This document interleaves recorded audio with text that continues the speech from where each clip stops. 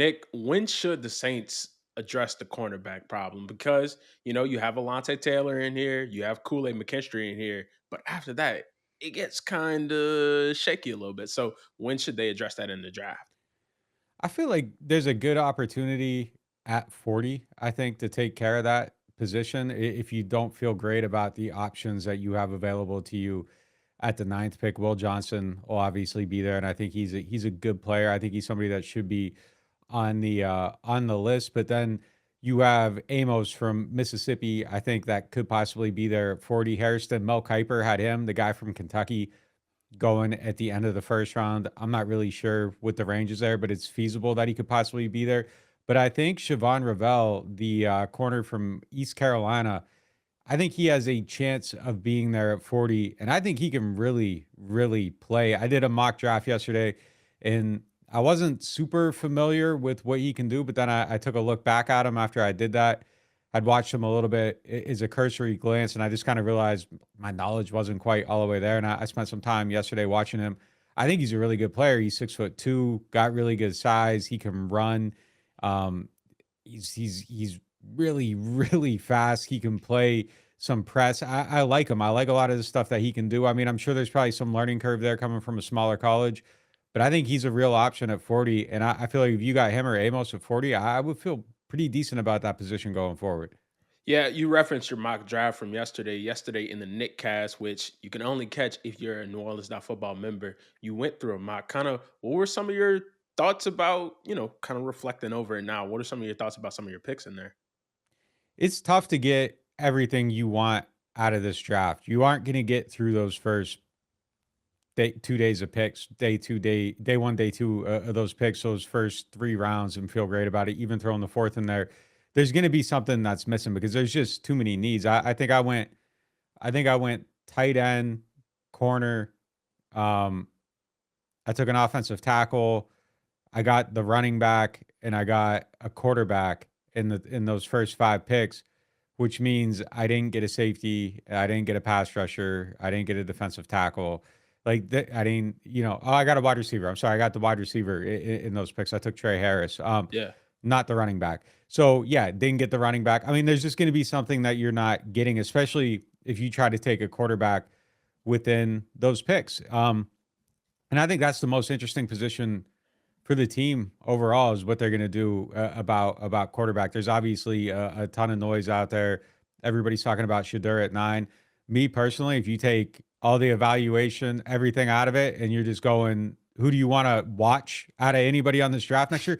Give me him. Like, put him on the team. I think he's the most exciting prospect just in terms of wanting to show up every day and see what he does, wanting to show up every Sunday at the Superdome and see what he does. But I do think when you start looking at value in some of this other stuff and you look at him compared to other quarterbacks that have gone in the top 10, I'd be fake if I sat here and said it doesn't concern me a little bit because we've been talking for 10 years about this team, and every time it's the value's got to be there. You got to love them. You got to do, trust your board, all that. It would be Yeah. fake to throw that out. But just as a fan of football, put them on the team and let's see what happens. Yeah. Yeah. Look, this is a team. I bought a Buff shirt last year. Like You I was in did. on the You hype. Yeah. you Yeah. did. You did. You did. We were So watching that Colorado State game, and yeah, yeah, yeah, yeah, yeah, my Buffs, man. Yeah, no doubt. I mean, look, they were the most fun team to watch. I loved every moment of it, but I yeah. just don't see top 10 when I look at it. I see a quarterback in a weak class that is probably going to get drafted a little bit higher than he should. He needs some stuff around him to succeed. I think in 2025, if I'm drafting a quarterback, I want a guy that's dynamic in a lot of different ways that plays outside of the pocket. Now he can make some plays on the run, but he isn't taking off and running. There isn't a ton of juice in those legs, and I think you need that in 25 as a top 10 guy. You need that. Yeah, you can win playing from the pocket. Jared Goff does, but you just want to see something where it's like, oh man, you take him in the top 10, he's taking you to the promised land. I feel like Shadur's like, you get him in the top 10, maybe he can take you to the promised land. I just want a sure thing there. And I don't know if I see it all the way there, but not knocking them. I would be pro the pick. I think it would be exciting for a while, but I would have to sit here and be like, man, I don't know about the value. And that's just the analyst side of it. The football loving side, the excitement side, the wanting the fans to have all the joy in the world side. Give them the quarterback. Let them be excited about it. But I do feel like it'd be a very, very if you pick and he's visiting the Steelers today, it kind of tells you that he doesn't know his range either. Like Yeah. it's if the Browns decide to stick with Kenny Pickett, the Giants decide to stick with Russell Wilson, then you got the Saints trying to make the decision with Derek Carr. If that doesn't happen, he's 21's the next spot. And again, I think there's some, you know, look at you go through the list. I mean, there's probably a few teams that would maybe take him, right? Like Yeah, it has to be. I mean, shucks, the Saints to be on a maybe list, but yeah, no, you're right. I don't I don't know. Like I would be surprised by it. I would be surprised by it at 9. Yeah. But you never say never. Miami maybe? Would they try to replace Tua? Man, I heard the Rams yesterday. It's something I was listening to because even with Stafford getting older, you sit him in there, you let him build up a little bit. Be a great You never know. spot. It would be Never a know. great spot for him. Yeah, that would be a great spot for him. Go learn, have time, all that stuff. It Yeah. would be a great spot for him. Yeah, I don't know. I don't know. I think he's the most interesting thing in the draft, and really, I think the scenario that has to play out. I think it's the 2-3 scenario, and if Cleveland takes Travis Hunter, I feel like the Giants take Abdul Carter, and then that Yeah. sets up the potential fall.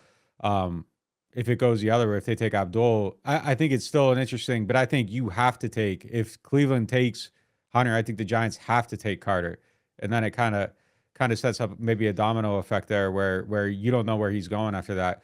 Right. You know, everybody has different information. People get lied to about the draft or whatever. So, I'm not making a declaration. I would just simply be surprised at not. I would simply be surprised at not. But, I hope I'm surprised the other way and we get to write and talk about him and all that stuff. Yeah. The guy I think he's going to end up going way higher than anybody thinks is Shuck from Louisville. I think he's gone by pick 50, and I think he's gone well before pick 50. I think that's the guy that nobody's talking about. That Stamp it. I think the league loves him a lot more than the media does, and I think Yeah. he's the guy that's going to surprise everyone. You look at these mock drafts and everything. You can get him in like the fourth round. I think he's gone by 50, and my mind won't be blown if he's gone at the end of round one. Like I would not be surprised by it at all. The media could like him. I mean, the media could sleep on him all they want, but as long as the league likes him, that's really what counts at the end of the day. Yeah, and with a lot of these guys, it just takes one. It Yeah. only takes one. Like everyone can think Bo Nix isn't going, and it takes one. So there's a lot of everybody can think Penix is going in a range, and all it takes is one. Yeah. So you never know. I'm wary of anyone who tries to come out and act like they know everything about the draft. You just gather the best information and try to have intelligent conversations to discuss the scenarios and be true to what you're seeing. And Yeah. that's all it is. Yeah, I'd be surprised by a few different things with these QBs, but then you can't be. So, but personally, if I'm picking them going today, like I think Chuck might go before Dart. Like honestly, like I just get more feedback making Yeah. it sound like that could be the way it goes. Wow. Going back to cornerback and Ravel from East Carolina, you talk about him coming from a small school. The Saints, they clearly had their experience with small school players. Do you think that's more of a competition gap or like knowledge gap from a small school to the NFL at cornerback? You think that's more of a like wider margin or it's a little bit narrower? I think that would be the thing that kind of gives me a little bit of pause talking about him is obviously Ravel's coming from that smaller school and the level of competition, all that stuff. It's just a little bit different. I guess the SEC's receivers were a little bit down this year though, too. Like the leader, it was the guy from Arkansas, right? He Yeah, led, and we I had think he looked had it up. like Yeah, 900. yeah. Wait, what was his yardage? Like 942 or something like that? Something like that. Yeah, I don't think he cracked 1,000. There's not like a beast this year. There isn't a Justin Jefferson or whatever. Like it isn't baptism by fire every single week, like it is some Yeah, years in the SEC. So yeah, I mean the comparison's different, but you feel better about when you can put it on and say, oh, this guy's a third round pick and here he is against him. This guy was a second round pick and here he is against him. When you can kind of take those, it makes it feel a little bit more true. It takes a little bit more projection at 40. But I mean, Ravel's measurables are insane. He can really run. He looks the part. He yeah, looks the part, but yeah, I mean, small schools guy, it's always tough. It's always tough to stamp it. You're always kind of looking at it. Best case scenario. they draft them when we do the review, it'll be, everything's always through that best case scenario prism. But the downsides, the variables on a small school guy, I think are just naturally because you're doing more projecting than I think you are if, as opposed to doing the projection on the left tackle from Alabama versus the one from Northern Iowa. Like Right. it's just different.